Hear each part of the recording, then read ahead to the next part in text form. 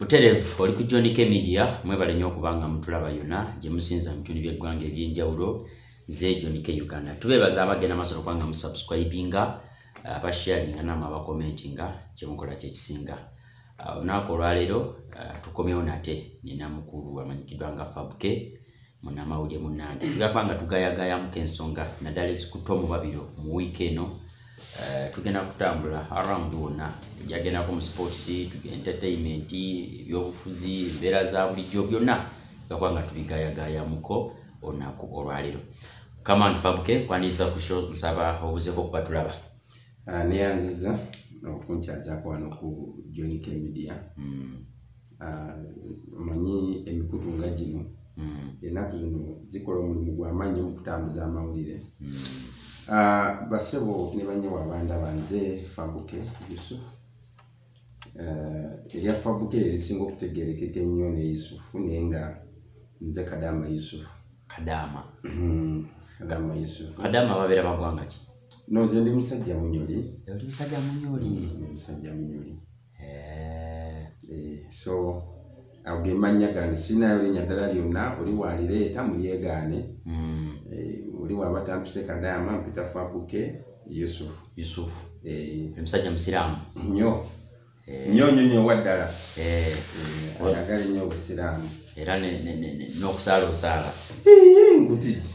Bye bimu ebiraga omuntu omusiraamu. Ndi musiraamu waddala n'essaawa zino leero si Friday. Ndi olw'oluva ngenda mu jjuma. Kyenyaga ku abasiraamu gundi wabaawo eswala bw'etuuka yeeswala zine ttaano naye bakola ki oleetwali nga tutwala omugenzi kalemawo mulemirembe era mu mmotoka mwalimu nnyo baswaba akageri kali omusiraamu naye sewala twatuuka ku supermarket etuvaamu tugenda ne tugula ebyokulya emmotoka nosika neyimira ne bagenda ne basaala. Era n'ekirwalo twali tujja ssaawa nga ziringanga ey'omumukaaga zaalinganga nga bbiri ziba bbiri zaali amu bbiri nga budde buzibye era ne bavuga ne batuuka balaba omuzikiti ne bayimirira ne basaala. Anti obusiraamu bugamba omulimu gwonna gw'okolera mu budde bw'esswala guba haramu. Mu budde bw'esswala swala kasita etuuka mu bintu ebitalindiriza kyoba okola kyonna kiba kifu. Kyonna esswala terindiriza toga ate baneekanguminkirize mukonya eswala okufa nako tekulindiriza gwe John K obudde buba butuuse obw'okufa ate tumuweemuku eddakiika 10 no ebyo ebintu ebirindiriza naye nga swala kibona abasajja abo bayimiriza emulukana nga tusaale tulyoke tutambule. Era nanakyewonya twatutambula ndozolawe naka inki kakedimu era nalidaalowooza byakusaaka nze ndi musajja musiraamu ayagala obusiraamu. Oyogedde akagambo ka inki nengidenatukanwa ngagamba gwe nanyini inki akantu ako kava kuki okugamba nti nanyini inki? Bwenyingira media gye natandikira kuba natandikira mu sports kati nga omanya omuntu yenna waba atandika ebintu bya radio kisooka otandika tolina muwuliriza yadde atya wadde omu nga tomanyi nti oli mufuna nga tomanyi nti olifuna obuganzi mu bantu kwegamba gwe ofuna opportunity ogenda kugenzi kumpi olabira awo ng'ozimbye family ozimbye abawuliriza obalina abakukkiririzaamu n'abategeera byokola kuba ogenda kuledi n'okola nga teri nga tomanyi waliwo n'omwaka nga tomanyi naye ogenda bwoti mu field olabira imagine ogenda okujja mu field kati fe wetwajjira mu eno field ya sports nga ebiseera ebyo wano mu Mbale mulimu abakubanga ate nga batabu nga bali awo batabu kwegamba nga okujja okubeenyigamu naawe obasikeko okubawuliriza nga wetaaga kukola nnyo so najja nze najja n'essayiro ya sports etali ya bulijjo so wenkola sports oyo ne wayitawo ebbanga ttono nnyo oba emyezi ng'ebiri ku ground nga kati kwerinze nga simanyi era bwe kiri gwoba tomanyi abawuliza b'essimu ne batandika okukuba kati ne batandika okumpitanga nanyini inki esebo halo FAB K sebo gwe nanyini inki wano biki erinnya lya nanyini inki ne lijja ne lyegatta ku linnya nali nkozesa erya FAB K Yusuf kuba nali nkozesanga FAB K Yusuf the man who can mu kusooka kati yana nyini ink lyava mu bantu olwa sports gwe nali mbaweereza ngobawa bwino nga mbawa bwino kuba ye si kwenyumya ye bwino ye mulina yenkola ki nange bangambako nti wayina show ku Masaba ya sport saawa emisana ng'etuuka ekiseera nga yekuba tawuni yonna nkutidde nalina a 2 hours show naye nga ssaawa wezikoona 8 yalinga wolaba national anthem bo abawuliriza nga bagamba nti n'abantu ebweru kasi zikola ssaawa 8 buli wotambulira ng'owuliriza FAB K nga buli omu ali ku FAB K so nebaza nnyo Katonda nti nafuna favor by the way John K ebeera favor abantu kwagala si buli omu tyayagalwa nedda ebeera favor naye n'ekirala omanyanga nnyo audience ye eyagala ki kyebolaba bw'obeera omuyimbi sooka otegeere style ya music gwenyimba baani abamukonsuminga era bwekuba kuba wa music oyo mbawe ntya wenzira ku radio nze wenagenda ku Masaba kuba nze nali kuva dda nali mugoberezi wa sports programs ate nga mpuliriza radio zonna buli gye ntukako nga esoma sports mbanji buliriza oba asoma mulungi oba mubi kati nze najja mu system ya sports nga amaze okukola ground work yange nga ntegedde sports wawana abantu bamusoma batya kati neneteeka mu ttuluba ery'omuwuliriza kuba atufasi nali muwuliriza naye nze kino nali nga nkyagala nnyo naye nga sikiraba ku radio ndala zonna kati nze nenzija nakyo nze najja ne sports ali researched ennyo ng'ogenda into deep nnyo nga researched nnyo ng'abantu mbawe ebyafaayo n'ebiri current sports gwafuuka mulimu nga ndya sports nsiba sports nebaka sports kati nganze nemanya nti okay abantu bano weetaaga okubeera more than informed n'osuuka kwekyo nze nga wetuuka mu studio bwenti ekikwewunyisa nze natukanga ne mu studio nga sirinaayo yadde kalaputopu ke ndi kulaba oba ndi kusoma kuli direct sports okumanya ekintu nakyagala nnyo nga byonna bisoma n'obikwata n'obiteeka nga byonna biri mu mutwe ate nga binjogera biri current nga just ntiminga lulinga kati kansooke nnonyeeko kino otomanye ekyakagwawo kuba nze nalina sports wange namukola bwenti one nkuwa ebyafaayo n'ebiri current breaking news zonna nkakasa zitandikira ku nze nali nga kumpewo ng'omuntu onkubira essimu n'ombuuza ekibuuzo nenkikuddamu n'oba ombuuziza kya myaka 8 emabega naye nga kya sports ate ebyabantu bye baagala webale nnyo so that's how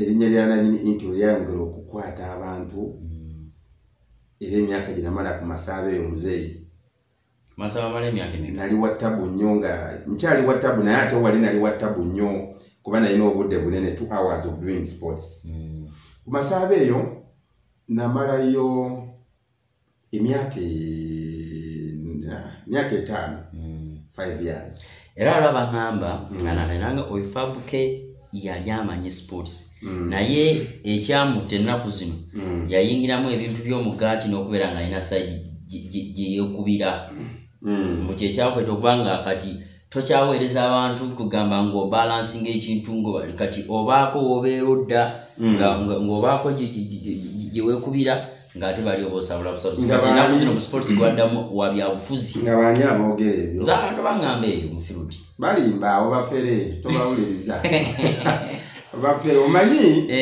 gyolike tulina obuzibu mu media mwe tubeera muno kizibu nnyo okusanyusa buli omu ekikwewuunyisa naawe aboogera buli kyenjogera ku mpewo bakiwuliriza baba tebampuliriza era babakuwuliriza buli kyenjogera ate teri muntu asinga kuwuliriza ng'omuntu atakwagala oba yaba alina ayagala ki oba ensobi gyakukwatamu oba ekirala nze ssaawa zino tukyagala kakasa muntu nti mmanyi sports wali yagala okakasa kuba ye mumanyi wali nali njagala kakasa nange nzije nenyige mu banene abaaliwo kasana ne katuuka nembenyigamu nembatuulamu bwenti nembalamba yitako shwi nga baningiza bulingiza FAB K we yayisooko mu sports because gwa mazima gali nti mu sports I was loved and I'm loved even up to now. Ebya ddala byennyini nga tuvudde mu lwali nti n'obu ogandi katika ntambule mu bantu tulaba amaanyi agali ku ground era of course tebasobola kwogera ku ba sports batayogera ku linnya FAB K, you know. Naye abo boyogeddeko balimba naye olw'ensonga nti tufuna okusoomoozebwa wabeerawo issue ebeerawo mu sports era kino njagala nnyo abatulaba naddala abavuka bw'oba olina ebirooto okubeera nga ffe bwegenderezanga nnyo sports talinga wolaba music nti ojja kujja owendoboozayo because the music nsobola okujja nenga oyo muyimbi oyo gundi oyo mufu nnyo tonnyumiza endobooza yange. Sports is all about facts. Wabeerawo incidents ejja nga bw'ojja kuleeta facts naye oyo nanyini incidents eyo ngaye tayagala mazima ayagala owendoboozayo ng'omudifendinga. Omupiira tulina kye tuyise rules and regulations nimugoberera butereevu. Nze sina ngeri sikeranga okumakya nenteeka byafuzi mu politics manya mu sports okujjako nze mbankuwa kyoteekebwa okuwulira so si gwe tuyagala okukola ki manyi birina enjawulo mbako nekyenyagala okuwulira naye nze nkugamba kyoteekebwa what you must listen oba kinaakunyigiriza oba nedda naye nga kyekituufu. Wano tubadde n'obuzibu obunene obw'okusomesa abawagizi baffe kuba omupiira guno Mbale wano gwaliwoko ne gutuuka awantu ne gubanga ogukkamukko oba mu Bugisu wano ne mu Western yonna almost kati tetulina n'obuzibu bw'abawagizi baffe ng'abamu omupiira baagala nnyo okukola effujjo kulwana nebeera ne baadministrator abalina ebizejo n'abalala obw'obuvunaanyizibwa waffe nga ffe abalina amaloboozi abalina empewo okusomesa eggwanga. Naye buli lw'osomesa eggwanga ate nga kyosomesa kirina gwe kikwatako directly ng'agamba oyo ali against me. So balimba abo baveeko bafere abo bafere balimba ffe ekintu kino tukiruddemu atukikola with passion because nze singa si sports ndoza singa abantu tebamanyi. I'm FAB K because of sports. Kyebula nze tulugamba abantu kumpewo nti ekintu nze kyekiteekako muzannyo ye muntu ayagala okutta omupiira. Nze sirina gwe siisaamu gaani kabire bakulembeze ba mupiira okutandikira ku mutendera gw'Embale Eastern Region paka mufufa bonna nze mbagamba ekituufu kasabanga kyakola nga tekiri mu mateeka ga mupiira si mateeka nti mu mbeera eya bulijjo because I don't attack someone's personality naye kasi okola ekintu nga kiri against mateeka g'omupiira awo FAB K ajja kukugambako kwagwe mulimu gwo. That's my work.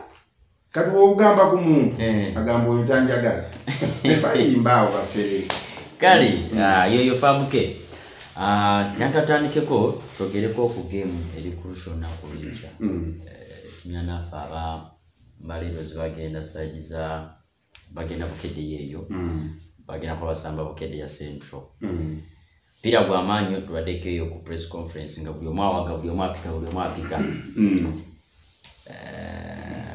region yonna nga bwetambudde sulalo empira egimu gye badde olabyeko gyonna game eyo kuno Heroes waliwo chance eyitawo egende mu big league.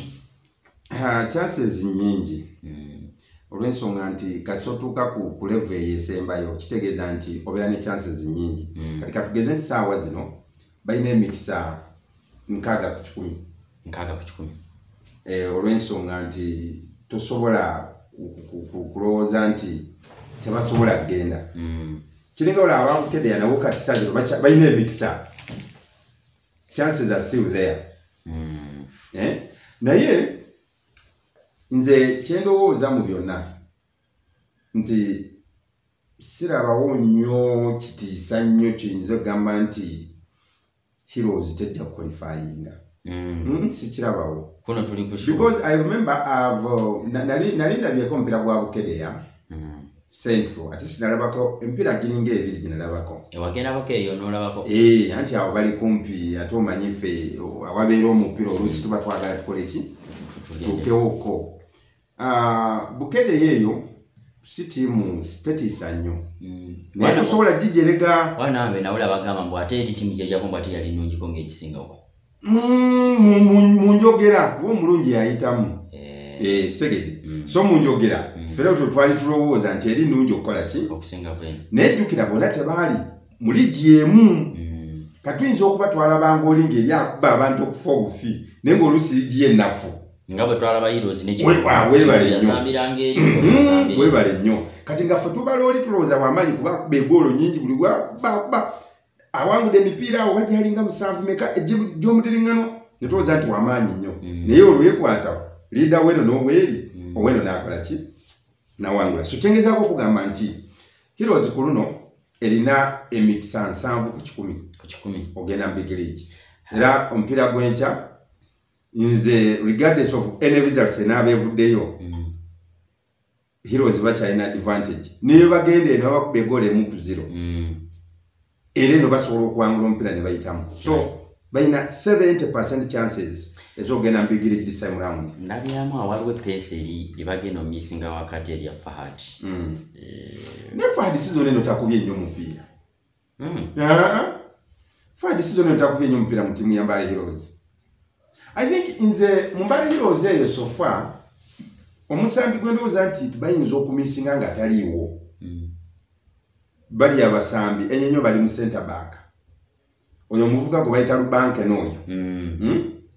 Nkakasa nti we basamba nga Lubanke ne mu defense taliimu wabeerawo obuzibu. Naye otunulira nti balina abasambi bangi.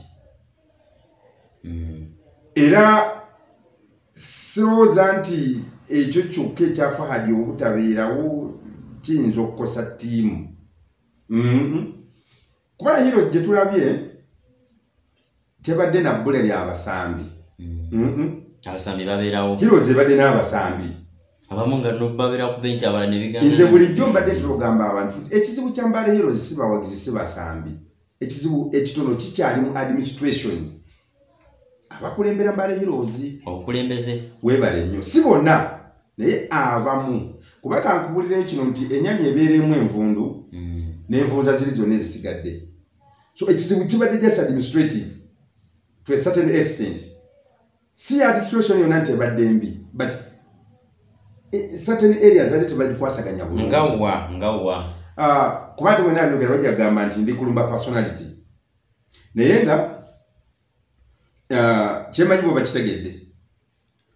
Kyekiri kye bakugambye mbwe ennaku zino ndi biased.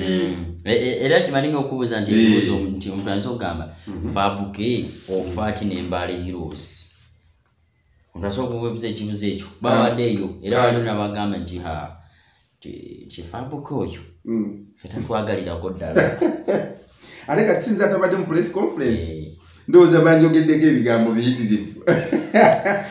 Oba n'omwena. Loni Wawumba ajja kuŋŋamba. Ye tabaddeyo. Naye azeka oluvannyuma. Naye waliwo gempulye ng'agamba mbu oyo naye ngamba ate naye. Loni ajja kuŋŋamba kasi yabadde mu press conference naye Loni naye agamba tabadde mu press conference. Kakati ekyo ekibuuzo nze nange neebuuza. Kansooke nkubuuze John. Ky'ogamba gyeri abagamba nti saagala Mbale Heroes. Be bangi. Ndi simwagala. Nti gwe oli ku side kataka era ono mukubira ddala. Sooka waliwo nga gwali mpiira gwa garage. Waliwo obutobumbu wagenda n'olikodinga n'osaasanya ne utankula enkambi n'ogenda ku mpewo n'otwala eddakiika nga nnyingi nnyo ng'obakomerera emisumaali. Kakati abantu abo weegendereze bakulimba era weegendereze ebigambo by'abantu. Kati kankubulireyo kumpira gwa Mbale Heroes nze ndi gwa Mbale Heroes ne garage nze ndi pia wa Mbale garage.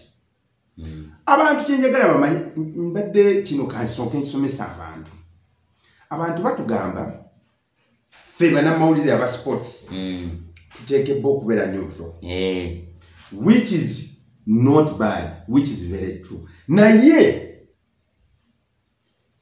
teri kijja ku munnamawulire eddembe lye kubaako nekyawagira. N'ekirala ttiimu zize mulaba ez'amaanyi ezo zirina bannamawulire baazo abaasoma amawulire n'okutusinga. By the way, zona ba PR bazi. Webale nnyo. Kati kitegeeza buli bw'obeera PR of a certain club. Ovunaanyizibwako ku nsonga ze club eyo. Gy'okolera emirimu egyo wa PRO. Kati bwe tuba tusamba Mbale Heroes. Ne Mbale Garage. Nga PR wa garage. Nga nze PR wa garage. Onsuubira ate nze okutunda Mbale Heroes okusinga garage. Era oba inatunda garage. 2. Incidence eyo yaliwo nebaza Katonda ntwagimaliriza kuba yantusaako paka ku police. Naye twamala ensonga netuzigonjwa nezikola ki neziggwa. Kyali kitya? Nalikodinga ka video kenasaye ne kanyiza omu ku bakulembeze. Kale ntiringa kati simulinaako buzibu nkubamu ku bakulembeze ba Mbale Heroes. Sagale nyo kubigira mu kuba twabimala naye ongeri gyombuuzizza n'oluvannyuma ne tubaako n'okudinganamuko ku mikutu nga omanyi bya social media. Ye n'anyigganyo n'agenda ku poliisi ne bampita ne bagamba nja kujja nga nfunye obudde with time era ne natwalako like a week kuba nali busy ndi musajja abeera busy. Naye oluvannyuma ningendayo ku poliisi ne bayita yali complainant nsonga tuzigonjoola yali bado nsonga neziggwa ne tuvaayo nga tuli okay. I think from then twabangawo nsonga ndala. Ani alikodinga kanene akali kalaga gundi ng'agenda okuteeba eggoolo awali instance wakati wa Lubanke ne nono wa Malevo owa Wakoko yani yali mu Mbale Heroes zinadda mu garage. Edmond. Sinze. Wano yalikodinga ako. Sinze. Ze kena alikodinga kali kalala nnyo kali mu. Ne ati kali kalaga nti kali kodingiddwa abagalaje era kalaga nti abakavunaanyizibwa tulina owe kamera. Tulina owe kamera atera okubeera buli ku mupiira gwaffe. So oli ayi yakalikodinga era kali kaffe. Ne sinze kenyini nti nze yakalikodinga. Naye tulina yakalikodinga abeera ne kamera yaffe. Ate n'ekirala n'okulikodinga si kibi. Kyebula nti emipiira tugiraba ku TV. So nze kinyagala ogamba abagamba nti zisagala Mbale Heroes. Nze neero niwawomba kituufu tulina obuzibu bagamba tetwagala Mbale Heroes. Naye kati kanyogereko nganze wano. Ne muno ono omulala ani? Niyo yani? Dembe boogere. Dembe boogere yakyogera lwali. Luyimba lwe. Alisebo yateeka namwo mu luyimba.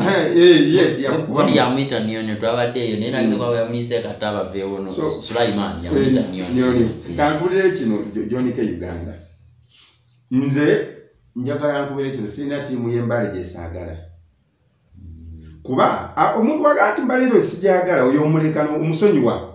Nze kankuweeyo ekyafaayo Mbale Heroes eyo yaddirira netuuka mu 4th division. Nga siti yagwe ntya Katonda abantu abaddukanya Mbale Heroes mu 4th division abo nabona bolaba abajeeriipyeko tebaaliwo. Ffe banamoolefu abali baddukanya Mbale Heroes. Nze omugenzi Simakalema waliwo omuwala bamuyita Omumbejja oba ali wakati ennaku zino bambi. Yali akolanga Omumbejja oyo yali akola ku Sigino. Yati walo nambi nasangu baita Mumbejja naye ng'abeera Kampala nga. Ono yali abeera kuno. Omumbejja oyo yali akola ku Impact, yali ku Impact.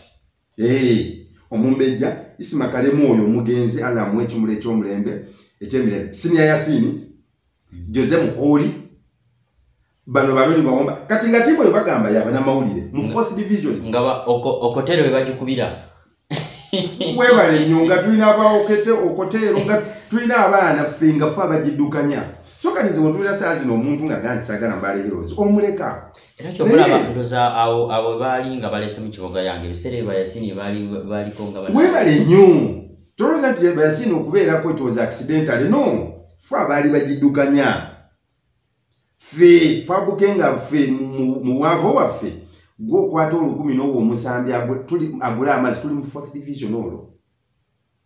Bino byonna bigenda okukyuka kiboga yange ng'emaze okujja. Naye ate Wycliffe musajja omuwanyo respect wagula kiboga yange ogireeta. Yatuyita we talked.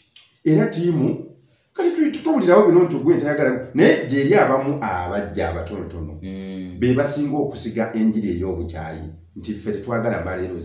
Sinaasobola laki mbasagala Mbale Heroes. Oyo oyogedde nti ndi nnyo mu kusaidi ya Kataka ne garage. Nze mu Kataka ndi mu communication department. Era nabalenge kubuuza nti ku garage ne ku Kataka wakolera watuufu. Timu zonna nziwagira. Zonna nzikolera. Wano ku garage oli pyara. Wali oli mu communication department. Otegeera. Omanyi kati kiri kinene timu ya Bigiri Jaina department eyo nene. Mulimu abakolamu bangi. Kati tosobola kuŋŋamba nti nze nteranga okwebuuza embiranye ya Kataka ne Mbale Heroes esaana kuvaawa. One, eri mu Bigirigi. Ono ali mu region. Abantu bakwata jase empalana zaabwe ziri individual. Nti omuntu ayagala Latifu. Ng'omuntu. N'agamba Latifu tayagala Mbale Heroes. Kanasiga ekintu ekyo mu bantu.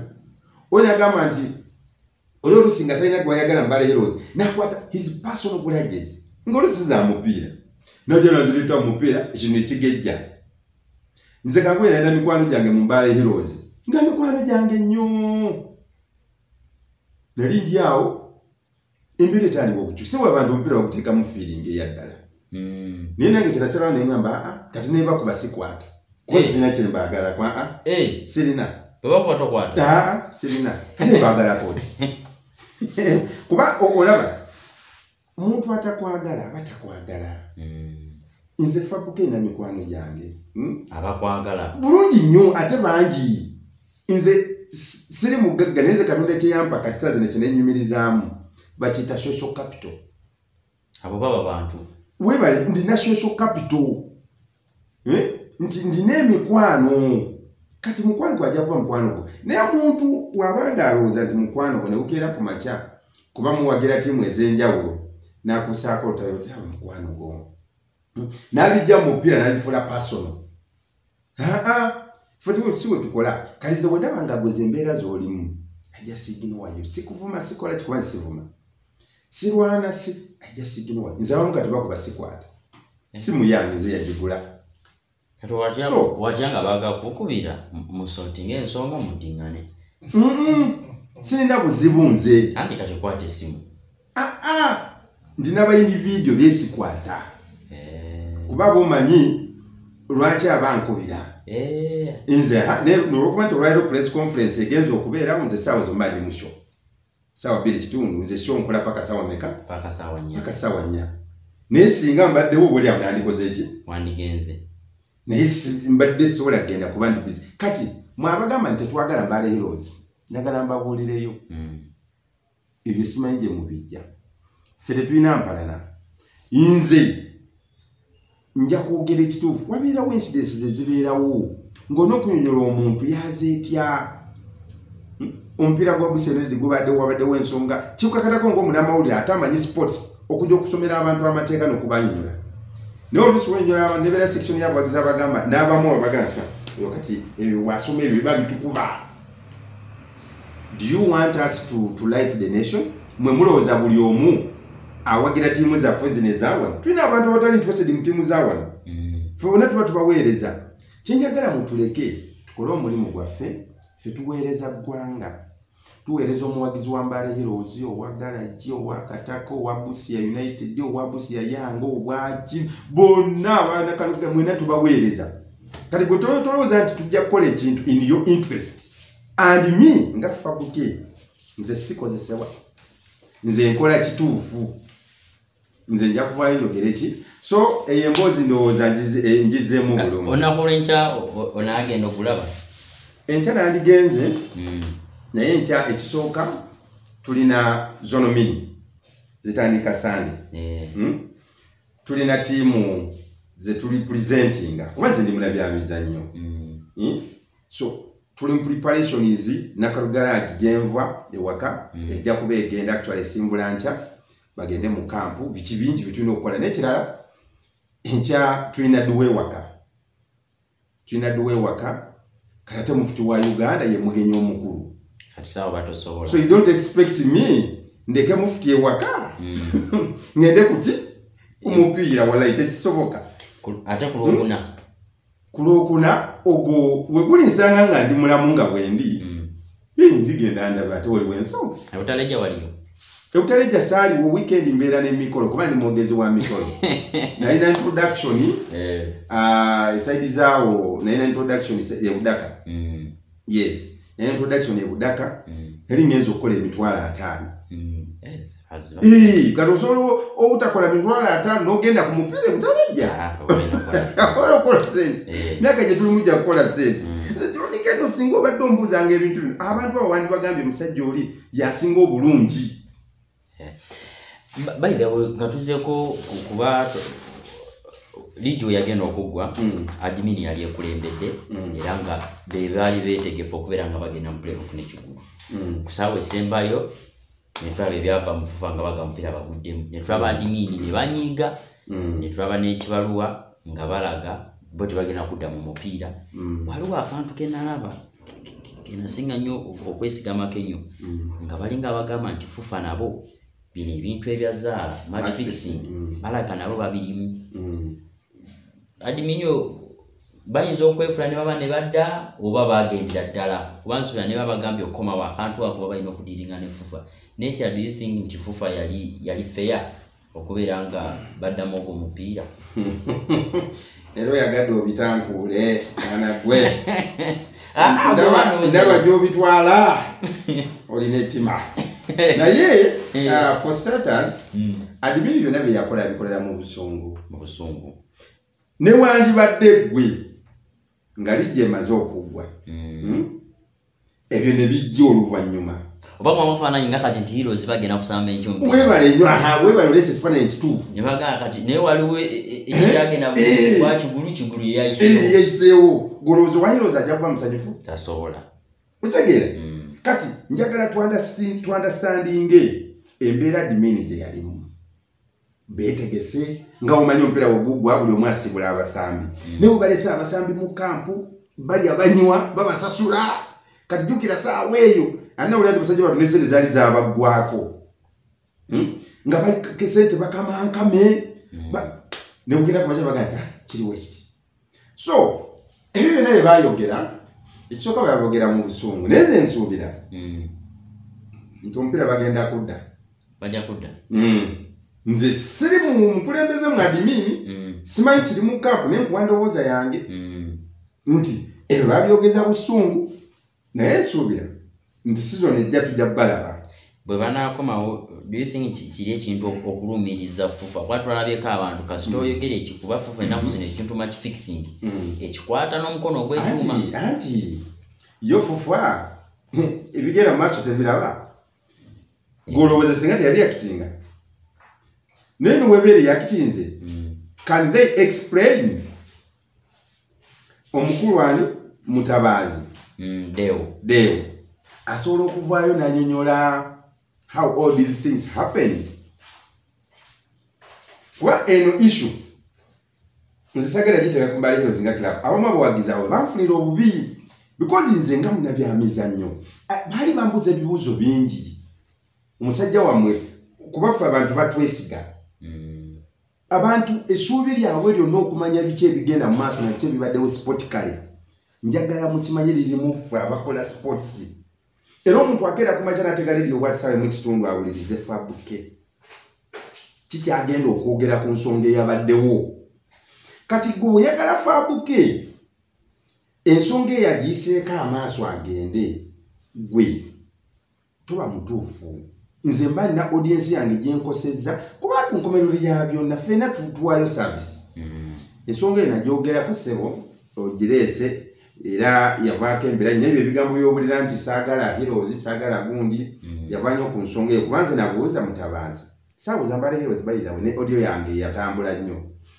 Mutabaazi, can you come and explain to us ngeri ki wayise mu mateeka akyokomyawo omupiira gwaliyo mu January nga 10 mwabiri awo ne basala omusango ne ttiimu gye basalidde omusango newa fine kuba babaninga n'abawagizi n'abamukofi ne basavinga punishment. So babaninga didi tulemera kuba mentioninga nnyo maanya kuba bijja kutwalira obudde oba naye obudde bungi mayiro so kakati babaninze bonna ne basasula ne fine season neggwa ate n'okomyawo ensonga eyo after the season ng'emaze okuggwa ate n'osala omusango nensaba actually nasaba busabi nti saba odebo Mutabaazi nze ndi ready n'okumuhostinga nali ready n'okumuhostinga kuba kati birabika byayitako mbaire nali ready okumuhostinga ate awe ekifaananyi ekituufu eri abawuliza abafu kuba mu mateeka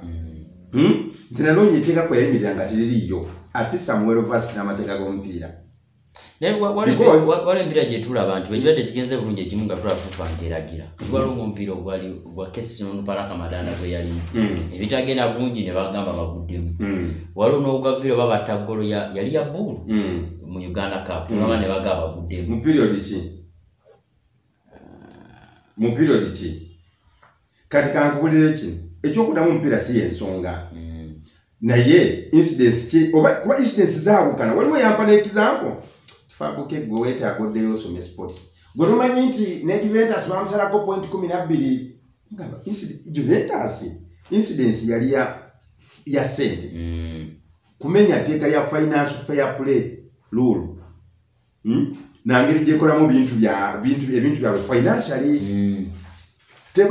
ebyabwe tebyali bya ku kisaawe tuli kwogera ku mbeera ey'oku kisaawe incidents ya Madanda gyoyogerako FUFA yagamba omupiira guddiwemu which is very true naye FUFA mugamba omupiira guddiwemu gwewali olabyeko nga bagambye nti baba mu mupiira ogwo tuwadde gundi point wakiwulirako ogwo omupiira ogwa Busenezi tewakiwulira nti tuwono points kuba Busenezi tebamuwa point naye ogwa Lumpalaka ne Kesi yandiko bawa point tewali babudambuzi webale nnyo tebali balina kusalira wali eri webale nnyo wano Busia bamu obubonero 3 egolo 3 Mbale Heroes ne bambe babaninga ne punishment era ne basasula kati kuba tomatidde mu mateeka g'omupiira gagamba bakuwa time tugwanda appeal ate bo bakola appeal nga season ewedde ate si be bakola appeal kyebulaba bali bawagizi si Mbale Heroes as a team these were just supporters Mbale Heroes be bava ne bayita mu kine bagenda olowooza Heroes yatwalayo kwemulugunya Heroes never appealed anywhere bali bawagizi era nsagala nnyo abantu babuzabuza Heroes was very okay yo yasasula fine nekkiriza punishment nekkiriza ati omusango tusinze point bazituki abawagizi be balaga obutali buki naye ensonga emu nayo nagyogerako ate sajjogerako mu bubi people thought ndi against the team kuba mbu ebigambo byenalinga njogera nga bitanishinga image ya tiimu kwegamba ndowooza nabo oba mwalimu abalowooza nti ekintu kyalimu okuvuyavuya irono naye nga zikinayogera ate ze nasaba Mutabaazi naye Mutabaazi wandibadde ojjako Mbale nze nkuwe platform kuba njirina obuulira abantu beebugisu obasomesa ku mateeka gano kiki mwasinzirako omupiira okulabimwa so ye ensonga eyaliwo naye wekyo bwe yayita